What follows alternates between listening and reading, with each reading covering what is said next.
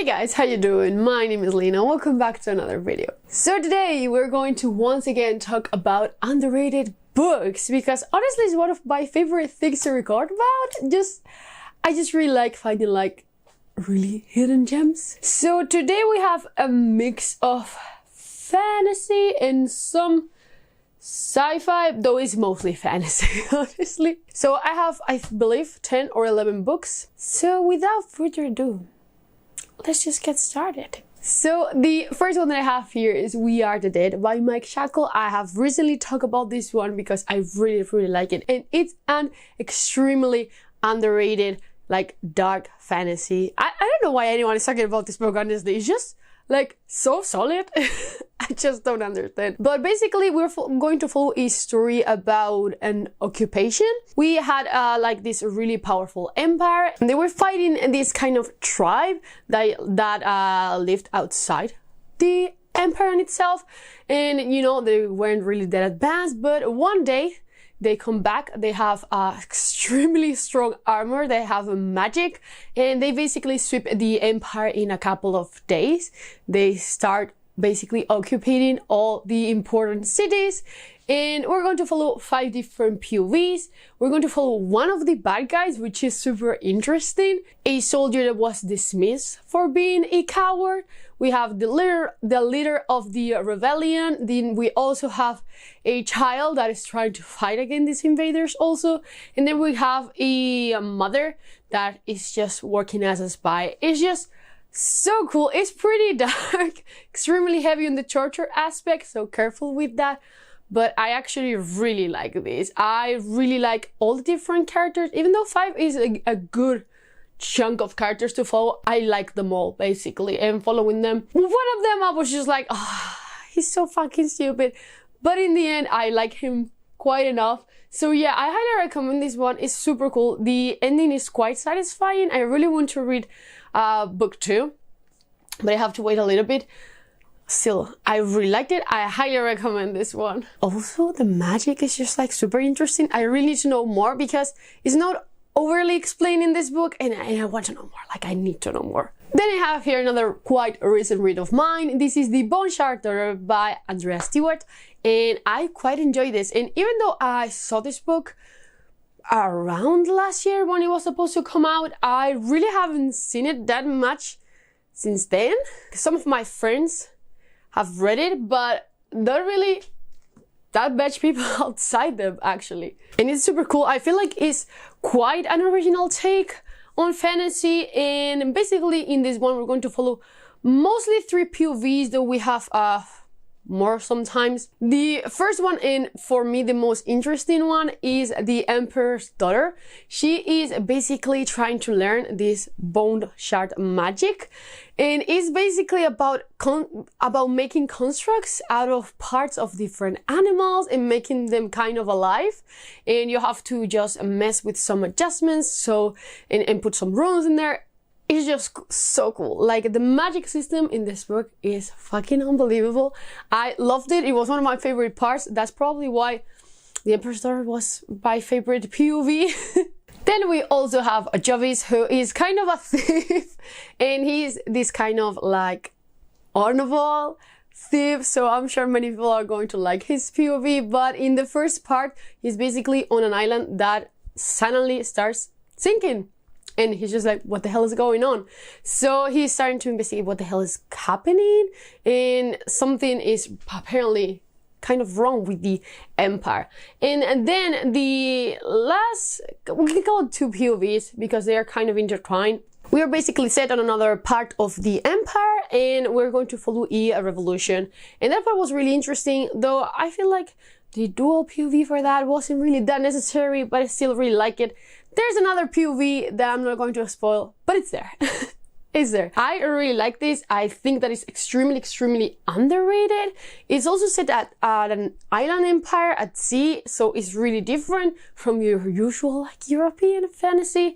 I really like this. I really hope that you try this one more. It's just great. This one was great. I desperately need book 2. It's coming out later in the year, I believe, but I need it. Next here I have 16 Ways to Ways to Defend a Walled City by K.J. Parker.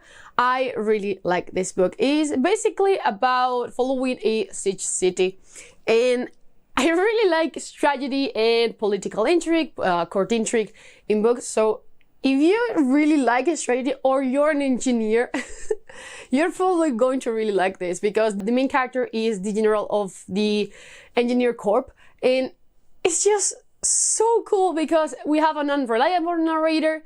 It's just amazing. I love the narration in this book. It made it flow so greatly. I really liked it. It's kind of a slow story, but the narration is just so funny and so entertaining that makes the book just worth it because of that. And the ending was hilarious. I loved it.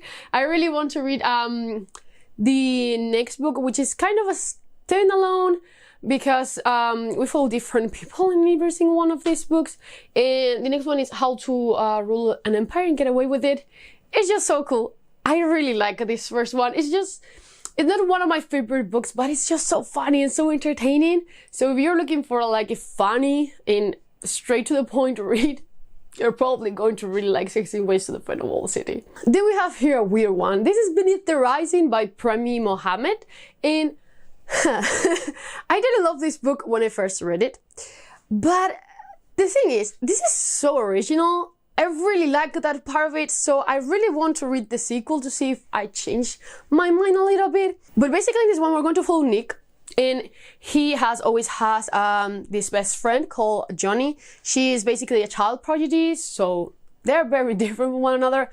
But the thing is, Johnny basically discovers this engine that works with unlimited power, but with doing that, she basically wakes up these terrible creatures that are stalking Earth. The premise of this book is so good. The only thing that I didn't like about this book was the constant traveling. I'm not one for liking travel when it's in the real world. I don't know why.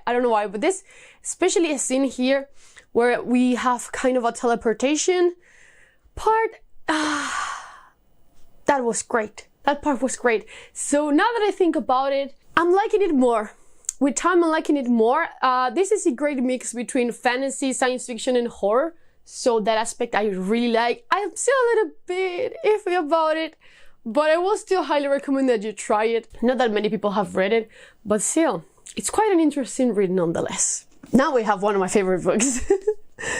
This is Hench by Natalie Sina Walshots, and I love this one.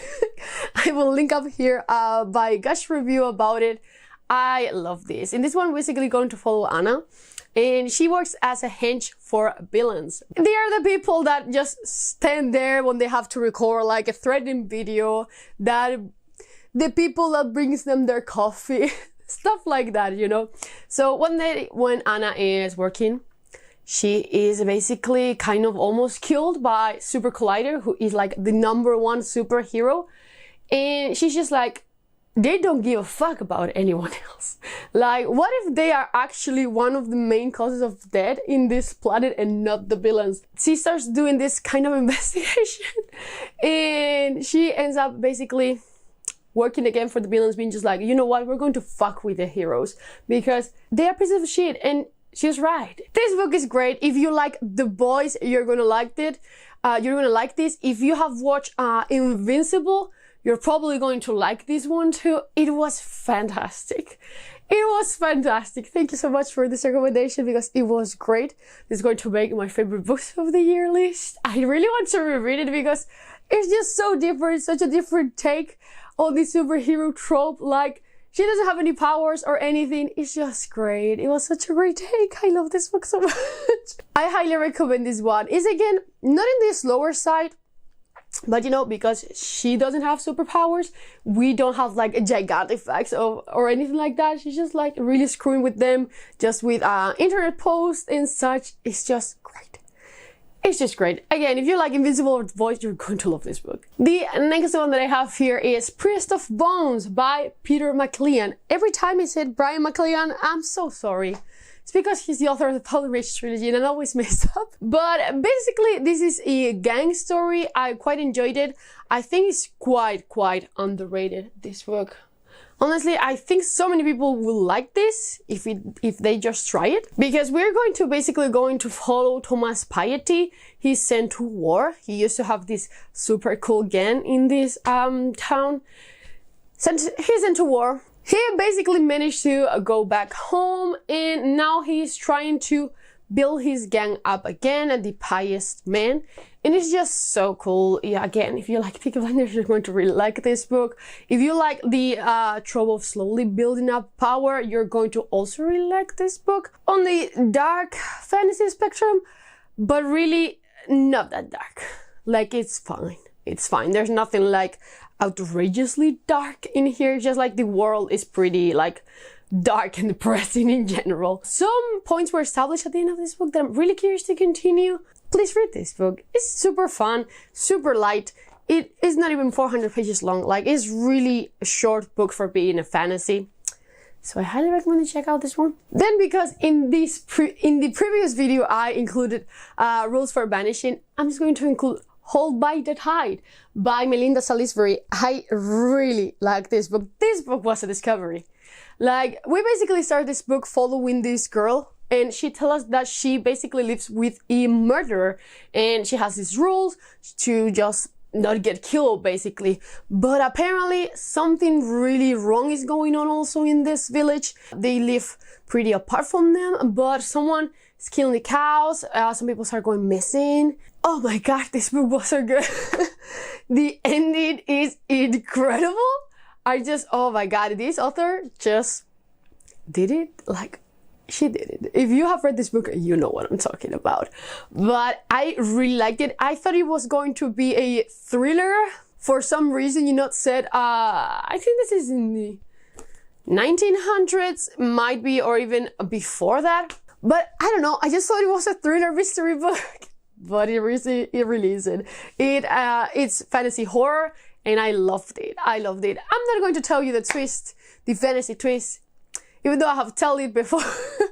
But still, I highly, highly, highly recommend this book. Super short, super mysterious, super good. It reminded me a lot of, if you don't want anything spoiled, jump into this number. But it reminded me a lot of 30 Days of Dark. A lot, and I love that comic and the movie. I actually really like it. But yeah, highly, highly recommend this one. Then, for some reason, I just really thought this book was really popular, but it's super underrated on Goodreads. Like, it doesn't even have 2,000 ratings. Like, what the hell? This is The Wolf of Oren-Yaro by K.S. Villoso. What the hell is going on? This is book 1 in the Chronicles of the Beach Queen.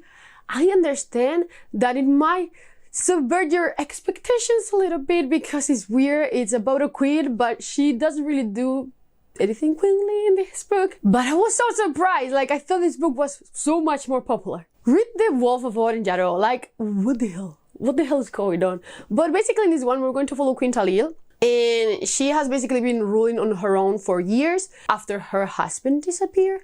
And now several years have passed, and he's trying to contact her. And she asked her if she would meet him in some other town away from her kingdom. And she's just like, okay, I'll go. Because she's dumb. I mean, she's pretty stupid. But I really like this. It's not set on court or anything like that. It's more like she's stumbling around a bit. But I quite like this one. I really need to finish book 2 and then jump into book 3 because this is now a completed trilogy. So check this one out. Then I have here Uncanny Collateral by Brian McClellan, which I have never talk about, but I actually quite like. This is his urban fantasy series. They are really short novellas also.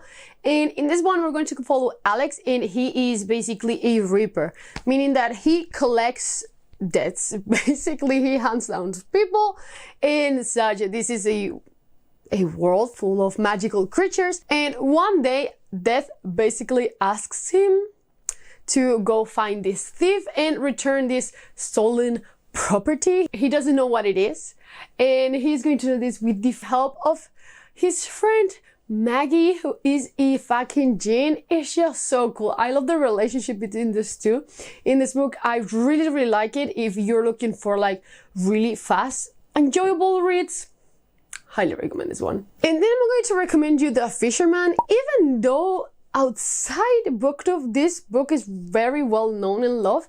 I've never seen anyone talk about this book. The only person that I've seen mention it was Rachel at Shades of Orange. She's the only one. How is this possible? This book is so good. We're basically going to follow Abe, and his wife died a couple of years ago. He's been really depressed, and the only thing that makes him happy is fishing. So one day his friends comes in with this super mysterious creek where they can go fishing, and they actually go, but you know, there are really weird things surrounding the mystery and the myth in this creek. So it's a horror book. It's super cool. The ending was incredible. I think it dragged a little bit in the middle, but I really like this book. I want more things similar to this because it's just so good, man. Like, so good. So if you like mystery horror, you're going to love this. But yeah, those were basically, I think there were 10. I don't know. Have you read any of these books? Are you planning on reading them? Please, they're extremely underrated. They need some love.